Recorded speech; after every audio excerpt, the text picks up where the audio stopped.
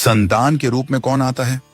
पूर्व जन्म के कर्मों से ही हमें इस जन्म में माता पिता, भाई बहन, पति पत्नी, प्रेमिका, मित्र शत्रु, सगे संबंधी इत्यादि संसार के जितने भी रिश्ते नाते हैं सब मिलते हैं, क्योंकि इन सब को हमें या तो कुछ देना होता है या इनसे कुछ लेना होता है। वैसे ही संतान के रूप में हमारा कोई पूर्व जन्म का संबंधी ही आकर जन्म लेता है, जिसे शास्त्रों में 4 प्रकार का बताया गया है। 1. अरणानुबंध पुत्र। पूर्व जन्म का कोई ऐसा जीव जिससे आपने ऋण लिया हो या उसका किसी भी प्रकार से धन नष्ट किया हो, वह आपके घर में संतान बनकर जन्म लेगा। वह अपना धन बीमारी में या व्यर्थ के कार्यों में तब तक नष्ट करेगा जब तक उसका पूरा हिसाब न हो जाए। 2. शत्रुपुत्र। पूर्व जन्म का कोई दुश्मन आपसे बदला लेने के लिए आपके घर में संतान बनकर आएगा। बड़ा होने पर वह माता पिता से मारपीट, झगड़ा करेगा या उन्हें सारी जिंदगी किसी न किसी प्रकार से सताता ही रहेगा। वह हमेशा कड़वा बोलकर उनकी बेइज्जती करेगा और उन्हें दुखी रखकर ही खुश होगा। 3. उदासीन पुत्र। इस प्रकार की संतान न तो माता पिता की सेवा करती है, न ही कोई सुख देती है। वह उन्हें उनके हाल पर मरने के लिए छोड़ देती है। विवाह होने पर यह माता पिता से अलग हो जाते हैं और उनकी चिंता नहीं करते। 4. सेवक पुत्र।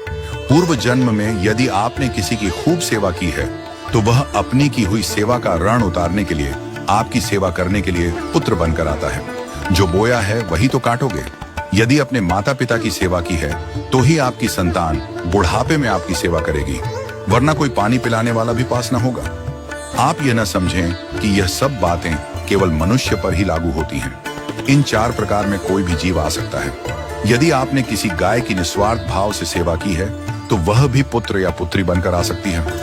यदि आपने गाय को स्वार्थवश पालकर उसके दूध देना बंद करने के पश्चात उसे घर से निकाल दिया हो तो वह ऋणानुबंध पुत्र या पुत्री बनकर जन्म लेगी। यदि आपने किसी निर्दोष जीव को सताया है तो वह आपके जीवन में शत्रु बनकर आएगा।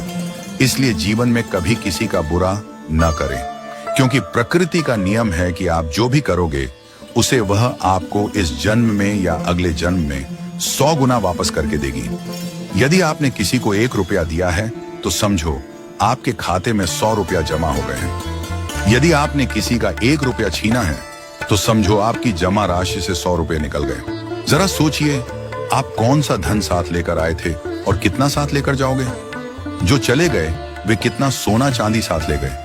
मरने पर जो सोना चांदी धन दौलत बैंक में पड़ा रह गया, समझो वह व्यर्थ ही कमाया। औलाद अगर अच्छी और लायक है तो उसके लिए कुछ भी छोड़कर जाने की जरूरत नहीं है, वह खुद ही कमा लेगी। और औलाद अगर बिगड़ी या नालायक है तो उसके लिए जितना भी धन छोड़कर जाओ वह चंद दिनों में सब बर्बाद करके ही चैन लेगी। मैं, मेरा, तेरा और सारा धन यहीं का यहीं धरा रह जाएगा, कुछ भी साथ नहीं जाएगा। साथ यदि कुछ जाएगा भी तो सिर्फ अच्छे बुरे कर्म ही साथ जाएंगे। इसलिए जितना हो सके नेकी करो, सत्कर्म करो।